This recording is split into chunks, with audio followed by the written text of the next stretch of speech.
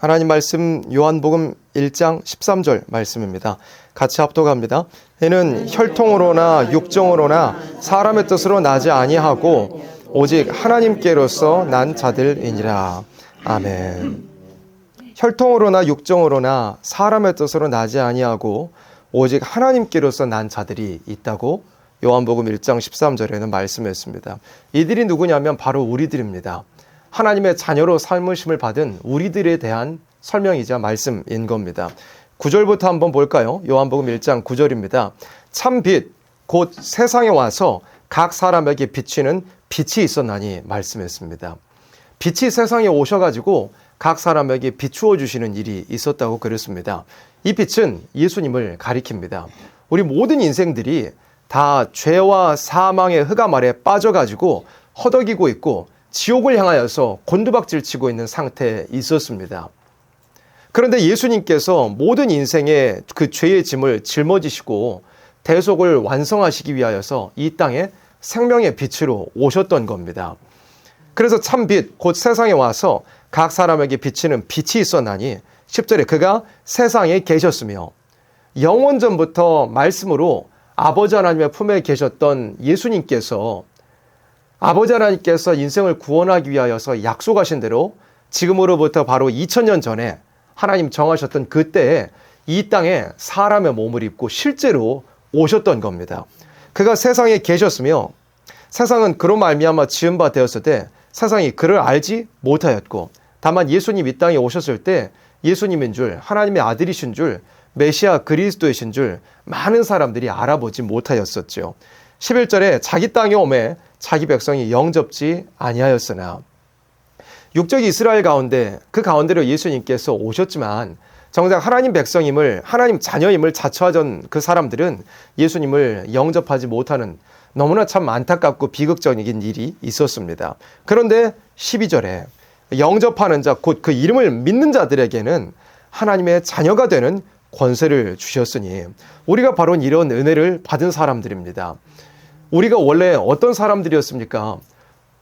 예수님을 알지 못하고 하나님도 알지 못하고 이 세상을 누가 창조하셨는지 우리가 무슨 목적으로 지음을 받았는지 우리가 얼마나 타락하였으며 어떻게 참 흉악한 죄인인지조차도 모른 채 그저 짐승과 다름없이 눈앞에 보이는 것만을 위하여서 살면서 그리고 죽음 이후에 아무것도 없을 줄로 크게 착각하고 살면서 그런데 죽고 나면 지옥행이 확정되어 있는 그런 참 구제불능의 존재로서 우리는 살아왔던 것입니다. 그게 나 혼자만 그런 게 아니었고요. 조상 대대로 부모 조상 대대로 계속해서 내려온 그 타락한 존재의 질이 이어져 내려온 타락한 가문에 속한 타락한 존재들의 연속으로서 인류 역사는 이어져 왔던 것입니다.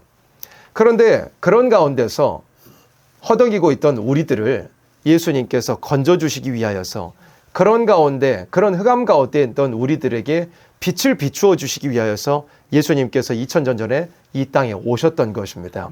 오셨다는 것은 무슨 의미냐면 예수님께서 우리의 모든 죄를 짊어지시고 십자가에 나를 대신하여 죽어주셨다는 것입니다.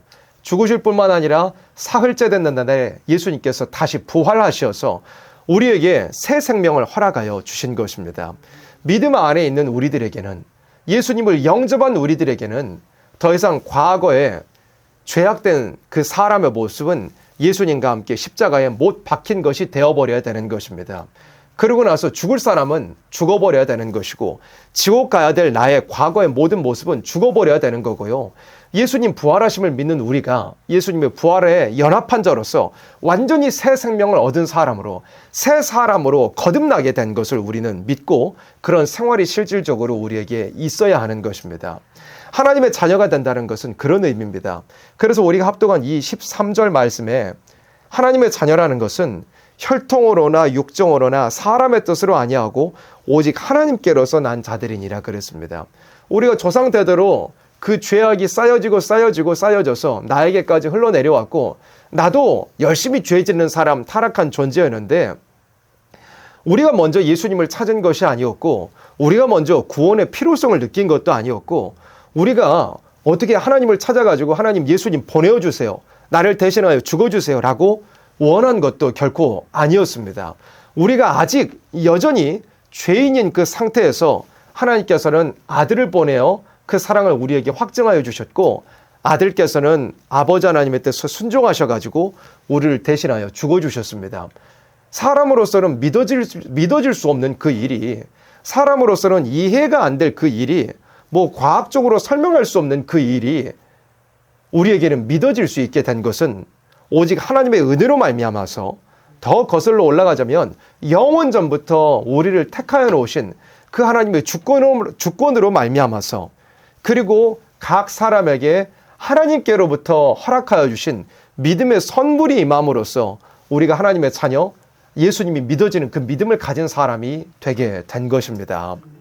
우리의 어떤 노력으로 된 것도 아니고요, 우리의 어떤 행함으로 된 것도 아니고요, 우리의 어떤 공로로 된 것이 결코 아닙니다.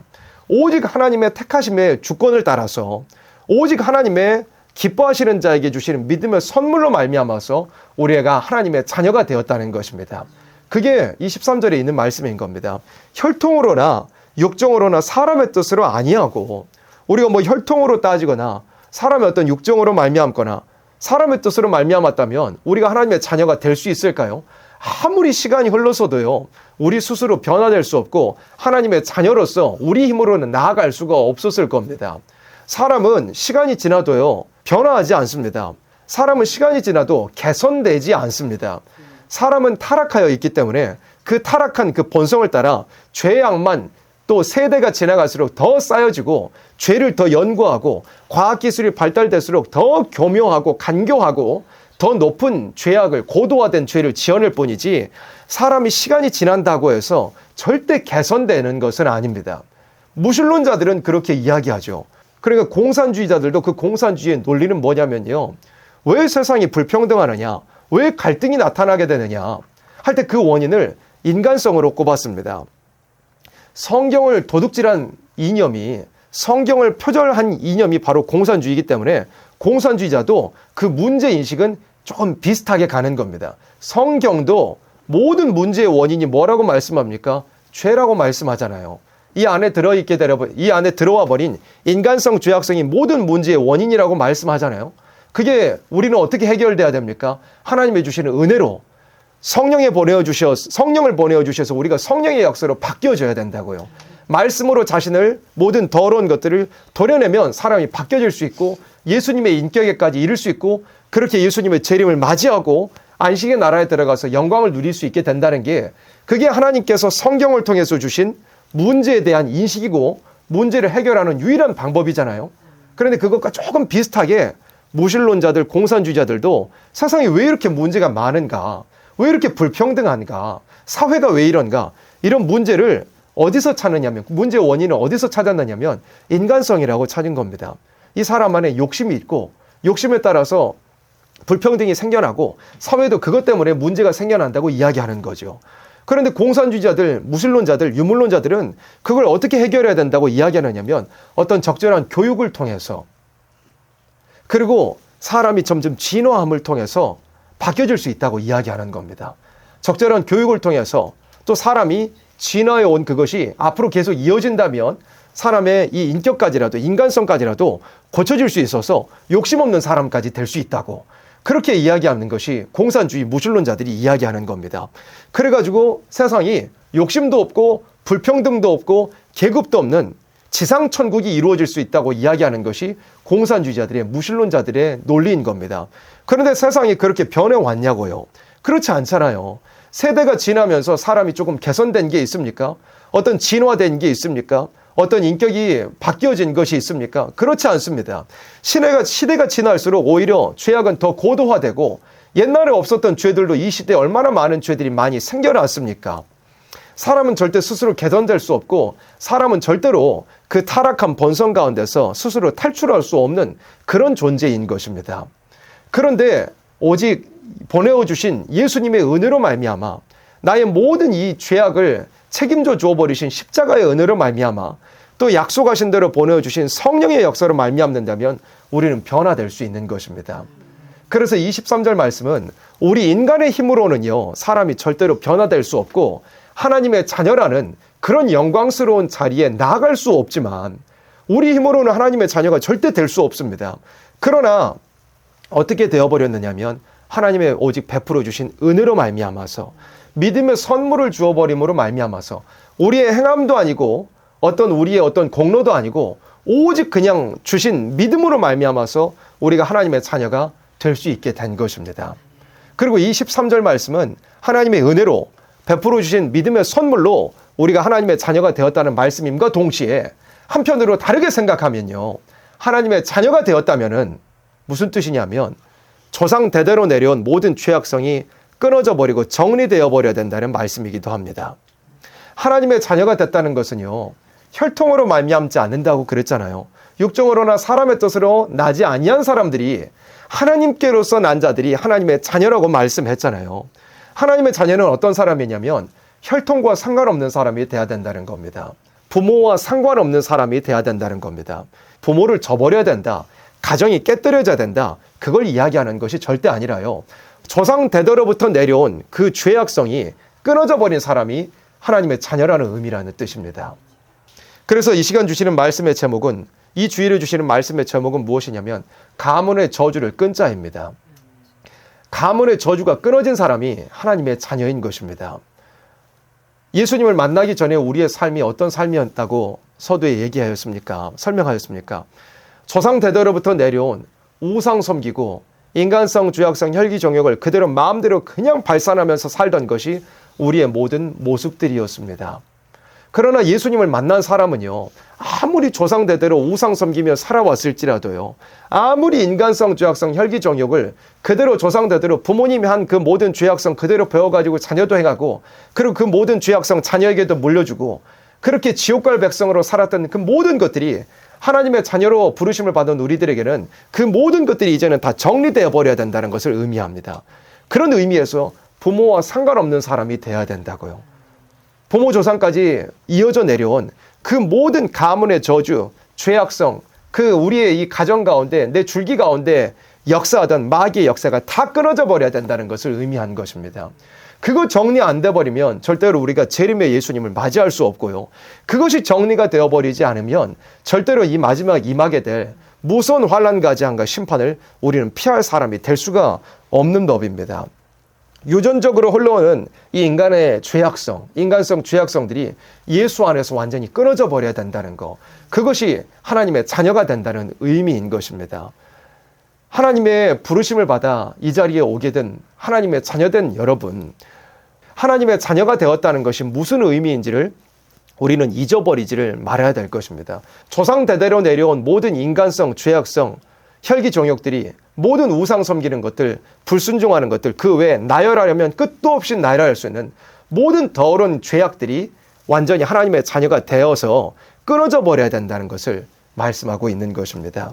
가문의 저주, 그냥 얼핏 듣기에는 아니 기독교 안에 무슨 가문의 저주가 있느냐, 이거 뭐 점쟁이들이 이야기하는 거 아니냐, 무슨 점보러 가면 이야기하는 거 아니냐, 그렇게 생각할 수도 있을 텐데요, 가문의 저주라는 것은 뭐 점쟁이들이 이야기하는 것과 별개로요, 실제 하는 것입니다. 현실 속에 실제로 존재하는 것이 가문의 저주라는 것이 있다 이겁니다. 구약의 역사를 통해서 한번 보면요, 이 그림이 그걸 보여주고 있는 겁니다. 이스라엘이라는 민족이 이루어졌잖아요. 언제부터 민족이 이루어졌느냐면 출애굽할 때부터요. 원래 그 전에는 70여인의 가족이 이제 흉년을 피해 가지고 애굽으로 피신하는 그런 일이 있었잖아요. 요셉이 애굽의 총리로 있었을 때예요. 야곱의 온 가족이 흉년을 피해 가지고 요셉이 총리로 있는 그 애굽 땅, 이집트 땅으로 피신하여 가는 일이 있었잖아요. 하나님 말씀이 이루기 위해서요. 그래가지고 400년 이상의 시간이 흐르면서 그 안에서 70인으로 시작했던 이스라엘의 한 가정이, 야곱의 한 가정이 400년의 시간이 지나 흘러가면서 이제 큰 민족을 이루게 되었던 것입니다. 장정의 수만 60만 명이 넘는 어마어마한 큰 민족을 이루게 되었던 거였는데요. 그때로부터 이제 육적 이스라엘, 민족의 역사가 시작되게 되었던 겁니다. 그런데 그 민족이 있잖아요. 하나님께로 얼마나 큰 은혜를 받았는데, 얼마나 하나님의 크신 이 기적을 직접 목도하고 체험하였는데요. 그 죄악된 땅에서, 재앙받을 땅에서 살고 있던 이스라엘 민족을 하나님께서 그 압박 가운데 부르짖는 것을 들으시고 모세라는 종을 보내어가지고 10가지 재앙을 애굽 땅에 내리게 하셨잖아요. 이스라엘 백성은 그 가운데 구별하여 가지고 재앙을 당하지 않게 하셨었습니다. 그리고 애굽 땅에서 탈출하여 나올 때 홍해가 앞에 막고 있고 뒤에 애굽 군대가 쫓아오니까 홍해를 갈라가지고 마른 땅을 지나게 하시고 애굽 군대는 그 바다를 다시 닫히게 해가지고 다 수장시켜 버리시는 그렇게 놀라운 하나님의 너무나 큰 은혜를 체험하게 되었던 겁니다. 어린 양의 피를 발라 사망의 재앙이 넘어간 너무나 큰 은혜도 체험했었고요. 그런데도 불구하고 그 이스라엘 민족이 구약의 모든 역사를 이루어간 것을 보면 정말로 참 안타까운 역사였습니다. 광야로 나가가지고 원망하고 불평했었잖아요. 그래가지고 한 세대가 아예 다 죽어버리기까지 하나님께서 기다리셨었잖아요. 그래가지고 약속의 땅으로 다음 세대가 들어가게 됐는데요. 가나안 땅으로 들어가게 됐는데 여호수아 이후에 사사시대가 이어지면서 수백 년의 그 기간 동안에 이스라엘 민족이 어떻게 살았을까요? 우상 섬기고 하나님 말씀에 순종하지 아니하고 율법을 지키지 아니하다가 계속 주변의 이방 족속들을 하나님께서 들어서 몽둥이로 치시고 식민지가 되게 하고 죽게 하고 막 환란을 당하게 하고 그런 일이 있었던 겁니다. 그런데도 불구하고 계속 그 죄악이 끊어지지를 않았던 겁니다. 반복되는 그 죄악, 하나님께 대한 불순종, 우상 섬기는 거, 세상 따라서 사는 거, 인간성, 죄악성, 혈기종욕을 그냥 막 발산하면서 사는 그런 것들이 끊어지지 않았던 겁니다. 그리고 왕이 세워진 이후에도 바뀌었을까요? 그렇지 않습니다. 이스라엘 민족 사울을 세우셨다가 패하시고 다윗을 세우시고 솔로몬을 세우시고 성전까지 짓게 하셔서 정말 거룩하게 하나님을 섬길 수 있는 나라로 또 성전도 하나님께서 허락하여 주셨음에도 불구하고 그 죄악성이 끊어지지 않은 죄악성이 계속 조상 대대로부터 자녀의 세대까지 손자 손녀의 세대까지 계속 수백 년 이상의 시간 동안 이어져 내려갔던 것입니다. 그리고 가운데서 하나님께서 선지자들을 보내어가지고 너희들이 이렇게 하면 안 된다고 강하게 책망하기도 하시고 또 이방 족속들을 들어서 징계하기도 하시고 그랬는데도 불구하고 결국에는 그 조상 대대로 내려온 그 불순종의 모든 더러운 죄악성들이 정리가 안 되고 해결이 안 되어 버려서 결국에는 이런 결말을 맞이하게 됐던 것입니다. 도무지 만회할 수 없게 되어가지고요. 조상 대대로부터 내려온 그 죄악이 만회할 수 없이 쌓여가지고요.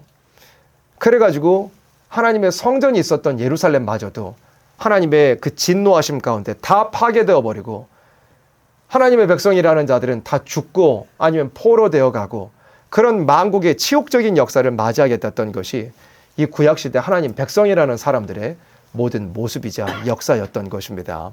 그런데 하나님께서 구약의 모든 역사를 성경에 기록되게 하사 우리로 알게 하신 것은 이것이 인간 종말을 보여준 것이다 이겁니다. 조상 대대로부터 흘러내려오는 그 더러운 것들이 있잖아요. 그런 것들 끊어지지 아니하면 마지막 때에 임하게 될 무서운 환난 가장 심판에서 결코 벗어날 수가 없다는 것을 하나님께서 보여주신 것입니다. 아무리 은혜를 목도했고 은혜를 체험하였고 하나님의 백성으로 부르심을 받았을지라도요. 구약의 이스라엘 백성, 유다 백성들이 조상 대대로부터 내려온 그 더러운 죄악성 끊어내지 못하였기 때문에 결국에는 이런 만국의 치욕적인 역사, 하나님의 내리시는 북방으로부터 무서운 심판을 당해버리고 망해버렸던 것처럼 이 마지막 때도 아무리 하나님의 자녀로 부르심을 받았을지라도 하나님의 자녀로 부르심을 받은 그 의미가 무엇인지를 알지 못한다면 정말로 조상 대대로부터 내려오는 그 죄악성을 끊어야 된다는 것이 하나님의 자녀가 된다는 그 의미를 알지 못한다면 마지막 환난가지한과 심판을 우리는 당해낼 수 없을 것입니다. 피해낼 수 없을 것입니다. 구약의 역사가 여기서 끝난 것도 아니었고요. 더 기록된 역사 가운데서는 어땠느냐면 이제 구약에 그 바벨론에게 멸망해가지고 심판을 받아서 다 포로되어 끌려갔습니다. 70년에 하나님의 정하신 때가 지나가지고 고향 땅으로 돌아오는 일이 있었는데요. 예표적인 역사를 이루기 위해서 하나님께서 그렇게 일하셨습니다. 그런데 돌아와가지고 고향 땅으로 다시 돌아왔어요. 그래서 성전도 다시 어쨌든 지어냈습니다. 그런데 시간이 더 지나가지고 하나님께서 그렇게 회복시켜 주시는 역사를 체험했음에도 시간이 한참 지나가지고 이제 느헤미야가 살던 시기에 왔었습니다. 느헤미야가 그 예루살렘에 성벽이 무너졌다는 것을 그 소식을 듣고서 그것을 수리하기 위하여서 제국의 황제의 이제 주권을 권세를 위임을 받아가지고 예루살렘 땅으로 왔었거든요. 그런데 느헤미야가 이제 총독으로 활동하고 있는 그 당시에 하나님의 백성이라고 하는 사람들의 모든 모습을 보니까요, 정말 답답하고 한탄스러운 상황이었습니다.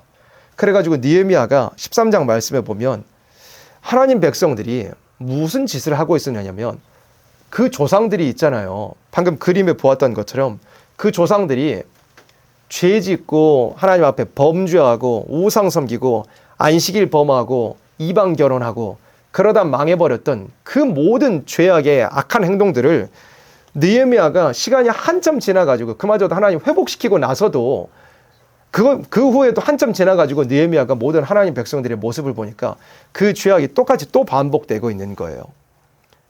조상들이 망해버렸던, 그 치욕을 당할 수밖에 없었던, 심판을 당했던 그 죄악들이, 그 문제들이 여전히 뿌리 뽑히지 않고 또 반복되고 있었던 거예요.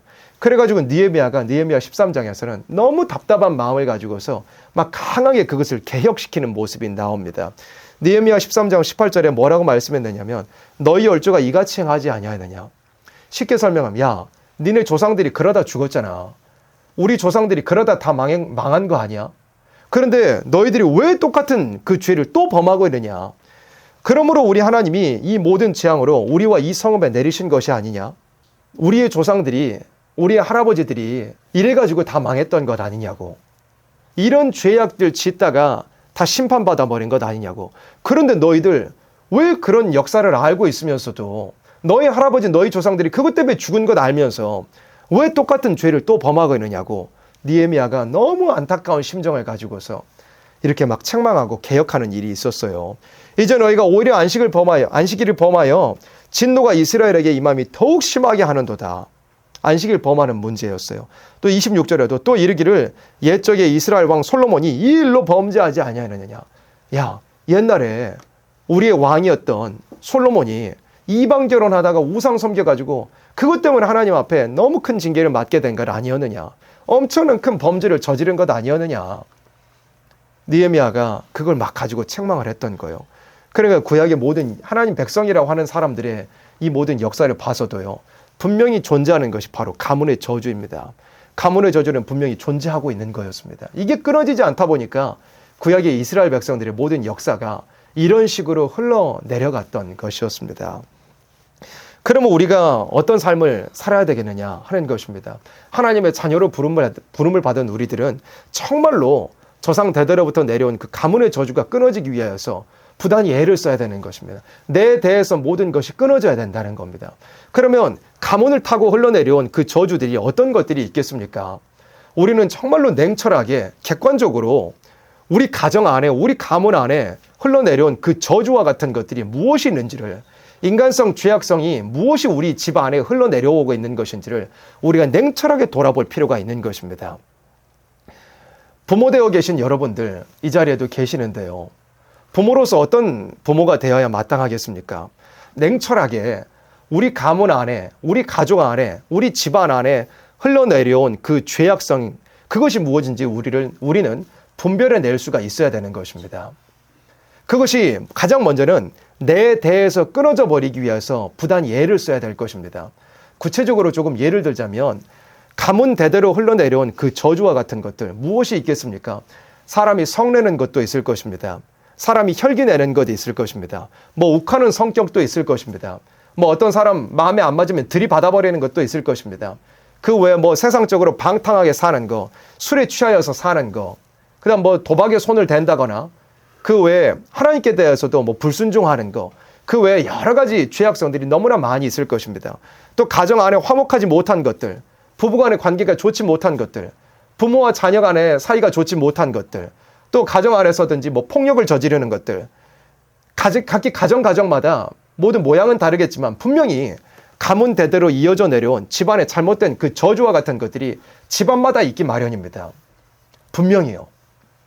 그러면 우리는 어떤 삶을 살아야 되느냐면, 정말 냉철하게 우리의 집안으로 내려온 그 가문의 저주가 무엇인지 돌아볼 필요가 있는 것입니다. 분별해낼 필요가 있는 것입니다. 그러면 내 자신을 돌아봐야 되겠죠.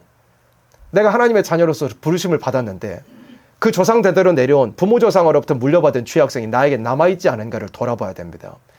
이게 내 대에서 해결되지 않으면 내 자식으로, 내 손자 손녀로 분명히 내려가게 되어 있습니다.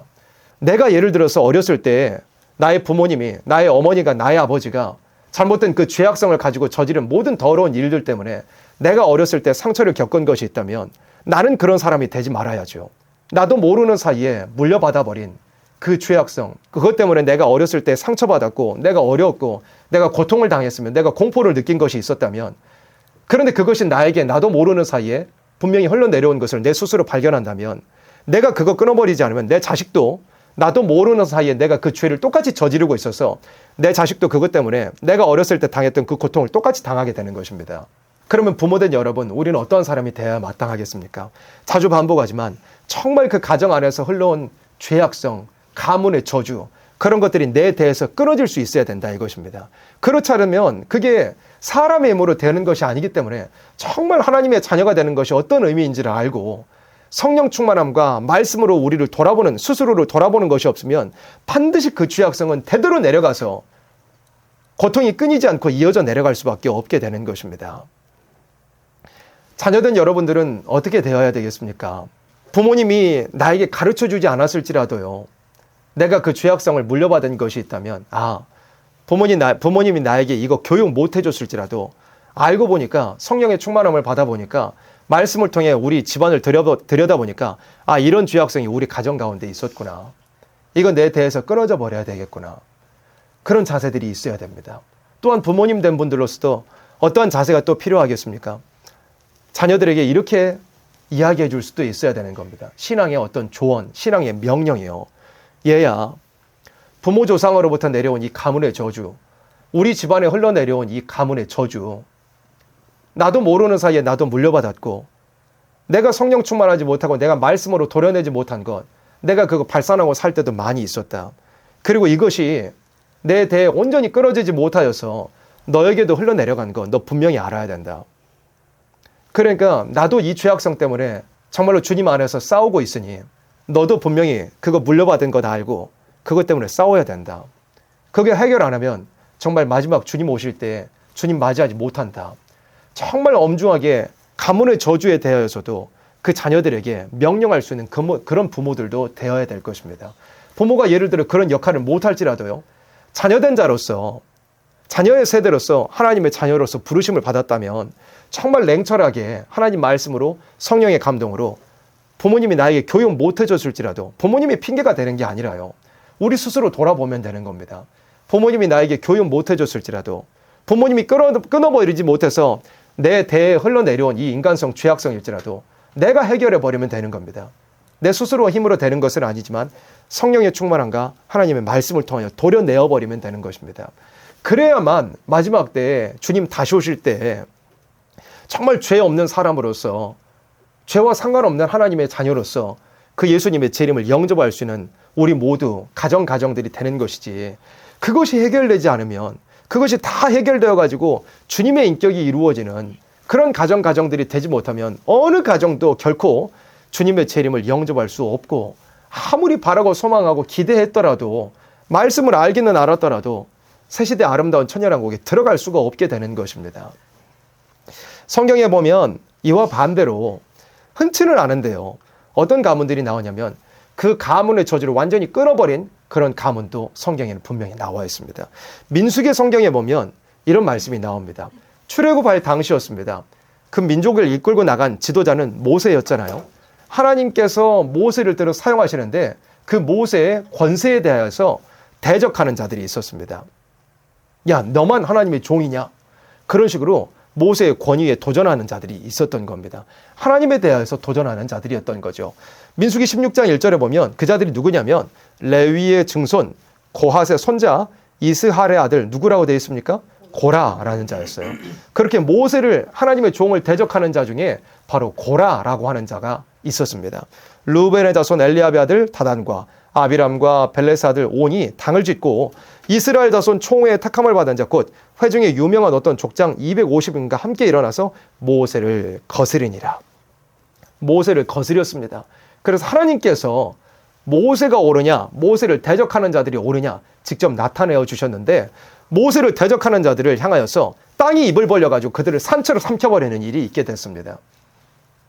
31절에 이 모든 말을 마치는 동시에 그들의 밑에 땅이 갈라지니라. 땅이 그 입을 열어 그들과 그 가속과 고라에게 속한 모든 사람과 그 물건을 삼킴에 그들과 그 모든 소속이 산채로 음부에 빠지며 땅이 그 위에 합하니 그들이 총회 중에서 망하니라. 무섭죠. 하나님의 종을 대적하는 이런 흉악한 범죄를 저지르다가 하나님의 역사하셔서 땅이 입을 벌려가지고 그들이 다 산채로 빠져버렸습니다. 그리고 나서 하나님께서 그 땅을 그대로 닫아버리셨습니다. 그런데 민수기 26장 11절에 이제 뒷장으로 가서 보니까 그러나 고라의 아들들은 죽지 아니하였더라 그랬습니다. 하나님께서 고라의 아들들은 살려두셨던 것입니다. 살려두신 이 고라의 아들들이 계속 대가 이어져 내려갔을 것 아니에요.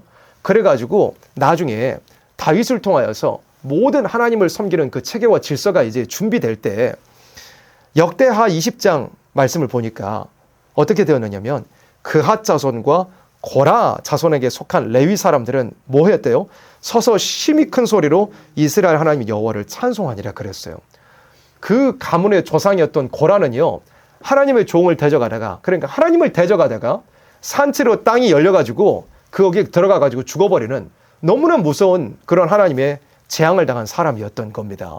그런데 고라의 아들들, 살아남은 고라의 아들들은요, 이제 대를 이어가지고 고라의 자손이라는 한 가문을 이루게 되었는데 그 조상의 범죄한 것을 그대로 이어내려가지 않고요, 정말로 그 조상이 너무나 참 비참하게 죽음을 당한, 심판을 당한 그 일을 생각하면서 그 가문의 저주를 끊어버린 그런 너무나 아름다운 집안 가문이 되게 되었던 겁니다.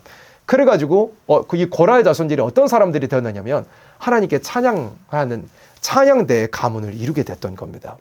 그리고 찬양뿐만 아니라요, 역대상 26장 1절에 보니까 문지기의 반차가 일어나니라. 이제 성전을 섬기는 문지기들을 이제 차례대로 당번을 삼아가지고 세워놨던 건데요.